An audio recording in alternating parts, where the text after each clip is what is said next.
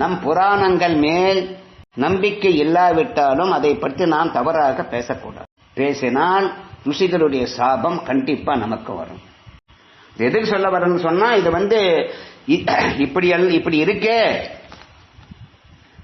இது நம்பக்கூடியதா, இதெல்லாம் நீங்க நினைக்கலாம். நம்பக்கூடிய அப்ப அவர் சொல்லியிருக்கிறாங்க. பிரம்மான்னு சொல்லுகின்ற பொழுது அந்த விஷயம் நான் சொல்லணும் இல்லையே தெரியல. வால்மீகி மகர்ஷி, நீ எழுதி இந்த ராமாயணம் இருக்கின்றதே, இது சத்தியமானது, இது உண்மையானது, இது எந்த விதமான பொய்யான வார்த்தையும் உன் வாயில வராது. இதே மாதிரி இவரு கூட சொன்னார், பிரம்மா வேதவியாசர் கூட. உண்மையான இதிகாசங்கள் எல்லாம் உண்மையானது, சத்தியமானது. அவர்கள் பல திவ்ய வருஷங்கள் தவம் பண்ணி தன்னுடைய ஞான சக்தியினால் கடவுள்களுடைய பிரம்மாவுடைய அனுகிரகத்தினால் எழுதியது. அதில் எதுவுமே இது தவறு, இது நல்லது, இதை நடக்க முடியுமா, இதை நடக்கக்கூடாதா, இதை நம்ப முடியுமா, இதை நம்ப முடியாதா என்பது நமக்கு அல்ல. அது நம்ப இது அல்ல. அதனால் நாம் எதை கற்றுக்கொள்ளுகிறோம், அதனால் நமக்கு என்ன நன்மை கிடைக்கின்றது, அதனுடைய பலன்கள் என்ன, அவர்களாலவே சொல்லப்பட்டது. வால்மீகி மகர்ஷியே சொல்லுகிறார், ராமாயணத்தை படிச்சா என்ன லாபம். எல்லா பலன்களும் இருக்கு. ராமாயணத்தை பற்றி நிறைய பலன்கள் இருக்கு. நம்ம மட்டும் இல்ல, ஃபாரின் பிலாசபர்ஸ் சொல்லியிருக்கிறாங்க. அது படிச்சு கூட காட்டியிருக்கிறோம் முதல் நாள்ல. அதனால் அது தேவையில்லை நம்மளுக்கு. இப்படி கிரகங்களோட எப்படி பிறந்தார், எப்படி இருந்தார், அவருடைய இது எப்படின்னு சொல்லிட்டு சொல்லியிருக்கு. அதுவும் கூட இல்ல, ஜோதிட கணக்குப்படி தமிழ் வருடங்களை விளம்பினாம வருடத்தில் பிறந்தார் என்றெல்லாம் கூட கணக்கிட்டு இருக்கிறார். விளம்பினாம வருடம் அஷ்டமி சைத்திர நவமிக்கே திதோ சொன்ன நவமியோட கூடிய அஷ்டமி என்று பொருளாக்க கொள்ள வேண்டும் எல்லாம் சொல்லிருக்கு. ஆகவே அவருடைய ஜனனனுடைய ஜாதகம், ராமருடைய ஜனனுடைய ஜாதகத்தை வைத்துக் கொண்டே பூஜை செஞ்சிருக்கிற நான் என் கண்ணால பார்த்திருக்கிறேன். இது நாங்க ஜாதகத்தை அப்பெல்லாம் எனக்கு ஜாதகத்து மேல நமக்கு டச்சு கிடையாது. இன்னங்க இந்த ஜாதகம் வச்சு பார்த்தீங்கன்னா, ஆமா ராமரை பூஜித்தாலும் ராமருடைய கிரகம் பிறந்த ஜாதகத்தை பூஜித்தாலும் ஒண்ணுதான்.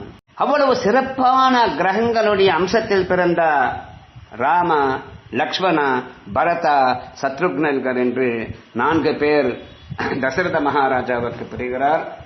பிறகு 11வது நாள் வசிஷ்ட மகர்ஷி கௌசல்யாவினுடைய மகனுக்கு ராமர் என்றும், சுமித்ராவுடைய மகன்களுக்கு லக்ஷ்மண சத்ருக்னர்கள் என்றும், கைகேயினுடைய மகனுக்கு பரதன் என்றும் பெயர் சூட்டுகிறார்கள். அதிலும் ஜேஷ்ட மகன் மூத்த மகனான ராமருக்கோ பற்றி பரதனுக்கு அபாரமான அன்பு பற்று வளர்ந்து கொண்டிருக்கின்றார்கள். அயோத்தியில் ஆனந்தமாக நடந்து கொண்டிருக்கின்றது. ஒவ்வொரு நாளும் ஒவ்வொரு தோற்றத்தோடு அழகாக வளர்ந்து கொண்டிருக்கிறார்கள். ராமருடைய பற்றி தசரத அந்த அயோத்தியில் இருக்கின்ற மக்கள் எல்லாம் பார்த்து ஆனந்தப்பட்டு கொண்டிருப்பார்கள். அப்படி நடந்து கொண்டிருக்கின்ற ராமருக்கு வயது 15 ஆகிவிட்டது.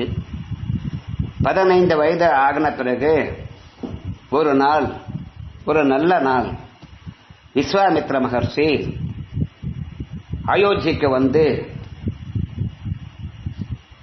தசரத மகாராஜாவை பார்க்கிறார். விஸ்வாமித்ர மகர்ஷி என்றாலே பயம், எங்க கோபிச்சு ஏதாவது சாபம் பண்ணிக்கிறார். அவரு எல்லாம் பாத நமஸ்காரம் எல்லாம் செய்ய வேண்டியதெல்லாம் செஞ்சு, ஐயா உங்களுக்கு என்ன வேணுமோ சொல்லுங்க, நான் உங்களுக்கு என்ன வேணுமோ அதை நான் செய்யறேன், முதல்ல வார்த்தை விட்டார். பிறகு சபையில இருக்கிற எல்லாரும் ஒன்னா உட்கார்ந்தாங்க. வசிஷ்ட மகர்ஷி இருக்கிறாரு. நான் என்ன தசரத மகாராஜா, நான் ஒரு யாகத்தை செய்யணும்னு நினைச்சுட்டு இருக்கிறேன்.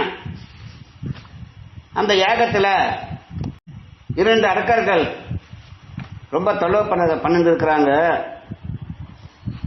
அதனால உன்னுடைய மகனான ராமச்சந்திரனை அனுப்பு.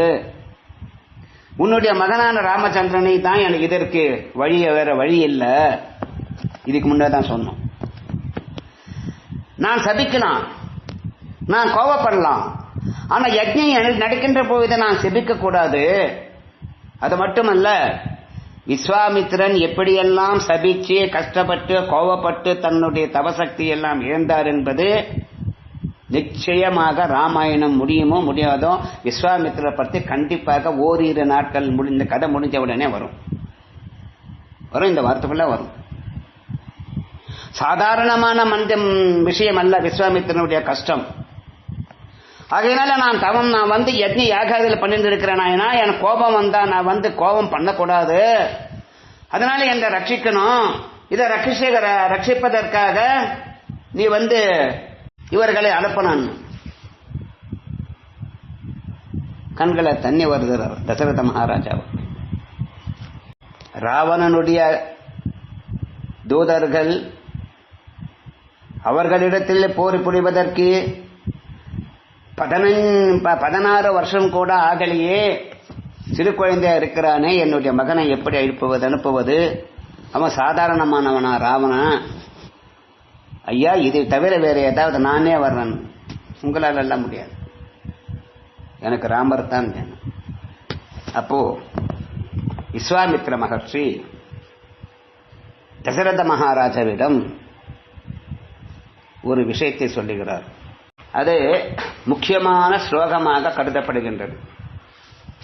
மிக முக்கியமான ஸ்லோகம். தசரத மகாராஜா, உன்னுடைய மகன் ராமர் இருக்கிறாரு, அவர் யார் என்று உனக்கு தெரியாது. இந்த சபையிலே இருக்கின்ற வசிஷ்ட முனிவர் இருக்கிறாரு, மற்ற முனிவர்கள் இருக்கிறார்களே, அவர்களுக்கும் எனக்குத்தான் தெரியும், உனக்கு தெரியாது. எப்படி பாருங்க, தன்னை ஈண்டெடுத்த குழந்தைகளை பற்றி தன்னுடைய தாய் தந்தைகளுக்கு தெரியாமல் ஒரு ருஷிகளுக்கு தெரியுதே. அப்படி சொல்றார். அகம் வேஸ்மி மகாத்மானம் ராமம் சத்ய பராக்கிரமம் வசிஷ்டோபி மகாதேஜா ஏ சேமே தபசிஸ்திதாக.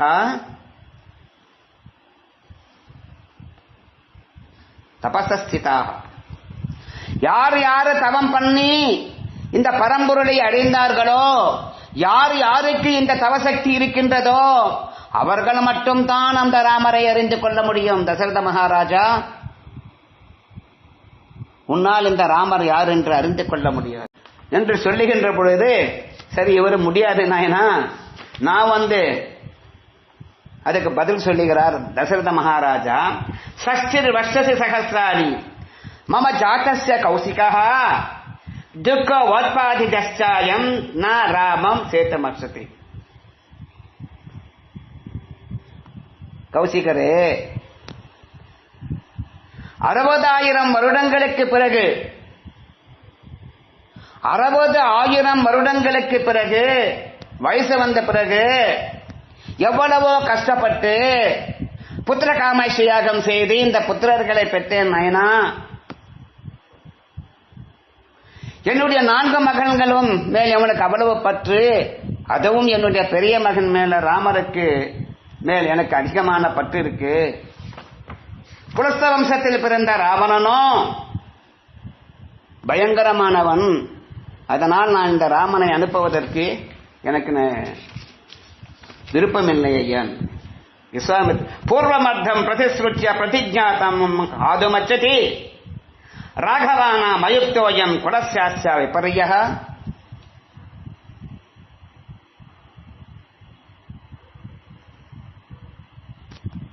கோபம் வந்துடுச்சு விஸ்வாமித்திரருக்கு. என்ன நீ செஞ்சுட்டு இருக்கிற? உன்னுடைய வம்ச பாரம்பரியம் என்ன?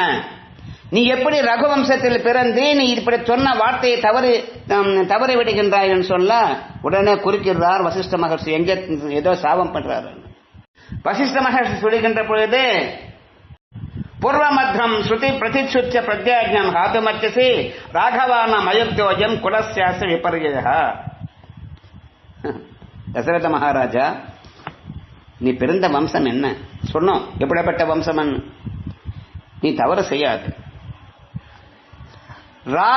விஸ்வாமித்திரனிடத்தில் ராமர் இருந்தால், விஸ்வாமித்திர மகர்ஷியின் பக்கத்தில் ராமர் இருந்தால் ராமருக்கு என்ன வரும்? அது மட்டுமல்ல, இப்பொழுது இந்த காலத்தில் விஸ்வாமித்திரனுக்கு இருக்கின்ற அஸ்திர சஸ்திரங்கள் வேற யாரிடத்திலும் இல்லையா? அப்படிப்பட்ட ஆயுதங்கள் எல்லாம் இருக்கு. அதெல்லாம் நான் தர்றேன்னு சொல்லி சொல்றார். ஆயுதங்கள் எல்லாம் நான் செய்யற தவறு செஞ்சிட்டே உதவி இந்த ராமரை உலகம் புகைப்பெற்ற ராமராக நான் ஆக்கிறேன்னு சொல்றார். இவர் பயப்படுறார், வேற ஒன்னும் இல்லை. அப்படி அஸ்திர சஸ்திர வித்தியங்கள் எல்லாம் இருக்கனா? அது மட்டுமல்ல, இவரே சில அஸ்திர சஸ்திரம் சொன்னா நான் ஏற்கனவே சொல்லியிருக்கிறேன். அஸ்திரங்கள் சஸ்திரங்கள் மந்திர சக்தியினால் உருவாக்கப்பட்டது அஸ்திரம். நமக்கு சிவில பாட்டு இருப்பீங்க, பின்னாடி பானங்கள் இருக்கும், அது உருவி வலிச்சு போடுவான், அது சாஸ்திரம். அதுக்கு மந்திர சக்தி தேவையில்லை. மந்திர சக்தியோடு சேர்ந்த அஸ்திரத்தை உபயோகப்படுத்துகிறார்கள்.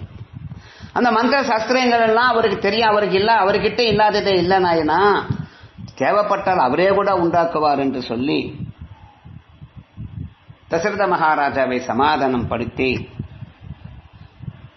ராமரை விஸ்வாமித்திரனும் கூட அழிப்பதற்கு ஒத்துக்கொள்கிறார் தசரத மகாராஜா.